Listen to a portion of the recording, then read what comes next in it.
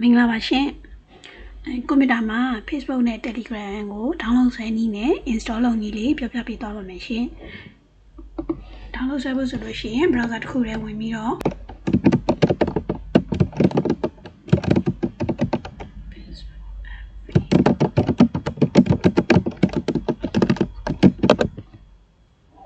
Facebook app free download for PC ဆိုပြီးတော့မှရိုက်ထည့်လိုက်ပါတယ်ပြီးတော့ကို download မယ်ဆိုလို့ရှိရင်အဲ့ဒီ download မဲ့ link လေးကိုတစ်ချက်နှိပ်လိုက်ပါမယ်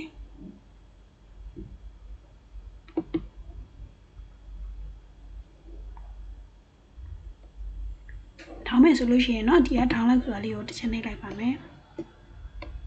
install လုပ်မယ်ဆိုလို့ရှိရင်တော့ဒီပေါ်မှာတစ်ချက် click လိုက်ပါမယ်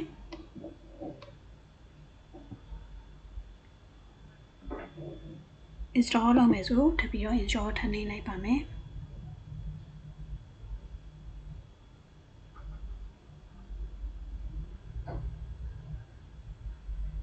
ဒီလိုမျိုး Facebook ကို download နေတဲ့အချိန်မှာအခုလေးကိုတောလိုက်မယ် Telegram for PC free download ဆိုတာလေးကိုရိုက်ရှာလိုက်မယ်ပြီးတော့ဒီမှာတွေ့တဲ့ Telegram desktop ဆိုတာလေးရှိရဲဒါကိုတစ်ချက်နှိပ်လိုက်မယ်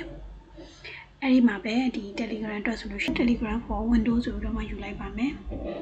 ဒါဆိုရင်ဒီနေရာမှာသူကလည်း Telegram ကိုစပြီးတော့မှထောင်းနေပါပြီခုနက Facebook ထောင်းနေရလေးချိန်နေလဲတွားကြည့်မယ်ဆိုတွားကြည့်လို့ရပါတယ်ဒါဆိုလို့ရှိရင်เนาะကိုရဲ့ Facebook account ရဲ့ email သို့မဟုတ်ဖုန်းနံပါတ်ကိုရိုက်ထည့်မယ်ပြီးတော့ဒီမှာ password လေးကိုရိုက်ထည့်မယ်ပြီးတော့ဆိုလို့ရှိရင် login နှိပ်လိုက်ပြီးတော့မှဒီ Facebook ကိုအသုံးပြုလို့ရတော့ပါပြီရှင်ဆိုတော့ခါကျတော့ Telegram လေးကလည်းဒီမှာ download လုပ်လို့ပြီးသွားပြီပေါ့နော်ဟို click တစ်ချက်နှိပ်လိုက်ပါမယ်ကအင်္ဂလိပ်ပဲရွေးထားမယ် okay နှိပ်မယ်တစ်ချက်နှိပ်လိုက်ပါမယ် next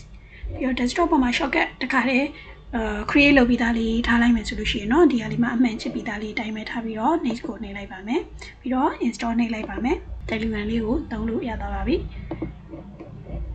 ပြီးတော့ finish ကိုနှိပ်လိုက်ပါမယ်ဆိုရင်စပြီးတော့မှ Telegram အသုံးပြုလို့ရသွားပါပြီဒီက desktop မှာလည်း Telegram ဆိုပြီးတော့မှရှိသွားပါပြီခုနက Facebook ကတော့ဒီမှာတစ်ခါလေးရိုက်ပြီးတော့သုံးလိုက်လို့ရပြီပေါ့နော်